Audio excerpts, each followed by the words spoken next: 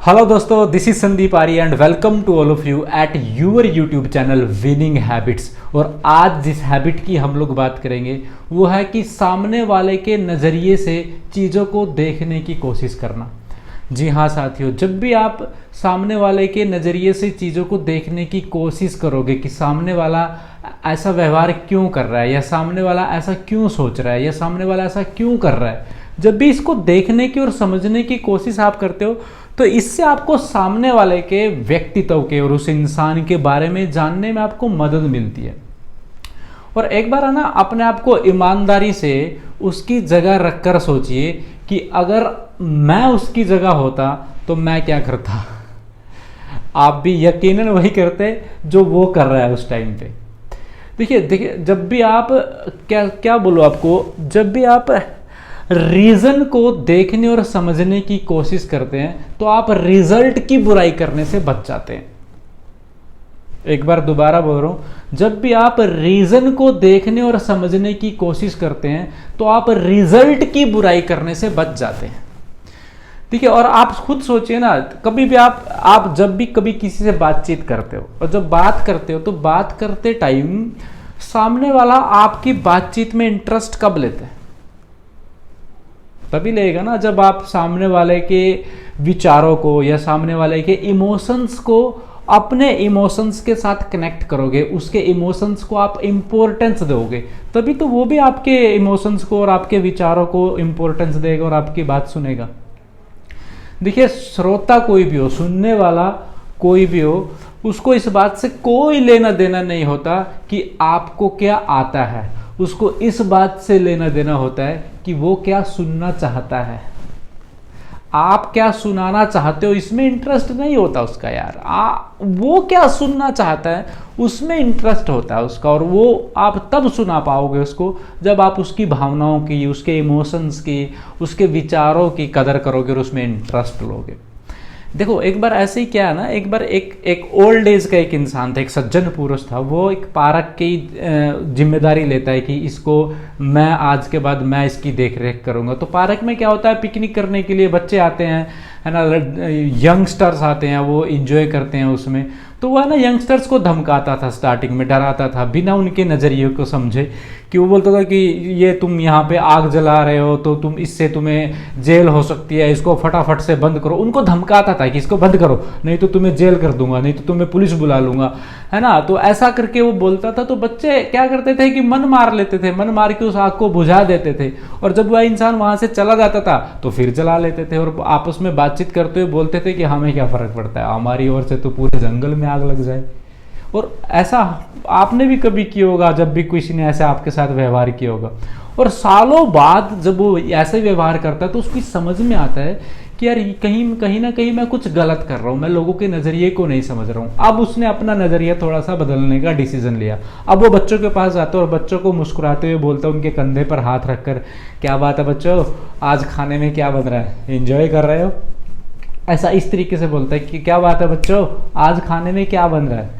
और उनको बोलता है कि तुम्हें पता है, जब मैं तुम्हारी एज में था तो मुझे भी ऐसे ही अच्छा लगता था आग जलाकर पिकनिक करना और पार्क में जाकर ये खाना इस तरीके से बनाना और अलग अलग डिश बनाने में मेरा भी बहुत इंटरेस्ट था। ठीक है, लेकिन आप लोग शायद एक चीज़ नहीं समझते, उनको धीरे से बोलता वो कि आपको देखकर बाकी के जो लोग हैं वो भी यहाँ पे पार्क में आग लगाते हैं, है ना। और आप तो चलो इसको बुझा के जाओगे इस आग को, है ना, और नहीं भी अगर दिमाग में हो तो इसको बुझा कर जाना इस आग को आप, ताकि पूरे जंगल में आग ना लगे। लेकिन आप तो बुझा के चले जाओगे, दूसरे लोग बुझा के नहीं जाते जो आपको देख कर आग जलाते हैं। और वो क्या करते हैं, इससे हमारे देश की संपत्ति का भी नुकसान होता है, इस पार्क का भी नुकसान होता है। और पेड़ पौधों पर बहुत सारे पक्षी होते हैं जिनके घोंसले होते हैं, तो उनके घोंसले भी चले जाते हैं, उनका घर भी बर्बाद होता है। और वो बोलता है कि तुम यार सोच के देखो, तुम एक दिन अपने घर गए और वहाँ पे तुम्हारा घर ही नहीं मिला तुम्हें, तो कैसा महसूस होगा, है ना। तो बच्चों को बोलता है कि आज के बाद जब भी आग जलाओ तो वो दूर देखो, वो सैंड पीट बना हुआ है पार्क के अंदर, तो वहां पे जलाना, उससे किसी तरीके का कोई नुकसान नहीं होगा। अब आप मुझे बताओ, दोनों ही शैलियों में कितना फर्क था? दोनों शैलियों में जमीन आसमान का फर्क था, और इससे किसी का नुकसान भी नहीं हुआ।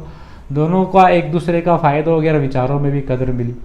जब भी आप सामने वाले के नज़रिए से चीज़ों को देखने की कोशिश करते हैं तो सामने वाले का सपोर्ट आपको बहुत मिलता है। ऐसी एक बार एक इंसान एक फ़ोन करता है किसी को और फ़ोन करने के बाद पैसे मांगता है, अगर कल की डेट में 22,000 रुपये जमा नहीं हुए तो तुम्हारे खिलाफ़ कानूनी कार्रवाई की जाएगी। अब उन इंसान के पास पैसे होते नहीं हैं। आपकी ज़िंदगी में भी ऐसा बहुत बार हुआ होगा या आपकी जानकारों की लाइफ में आपने देखा होगा ऐसे होते हुए। तो पैसे उसके पास होते नहीं है, तो अब वो तो भयंकर रिजल्ट की वो तो कामना कर रहा था वो को, या फिर सोच रहा था कि ऐसा इस तरीके के खतरनाक रिजल्ट मिलेंगे क्योंकि पैसे तो मैं दे नहीं पाया।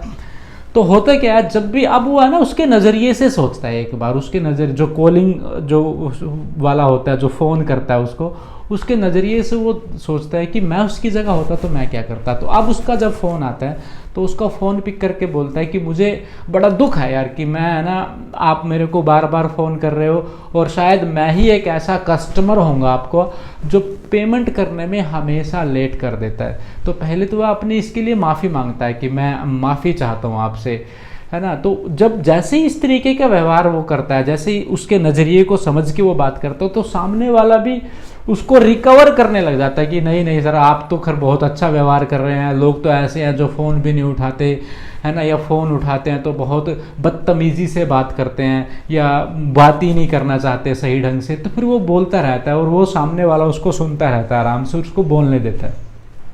लास्ट में वो अपने आप ही बोलता है कि आप एक काम करना, इस महीने के अंत तक 2,000 रुपये जमा करा देना और बाकी के पैसे आप अपनी सुविधा के हिसाब से आराम आराम से जमा कराते रहना।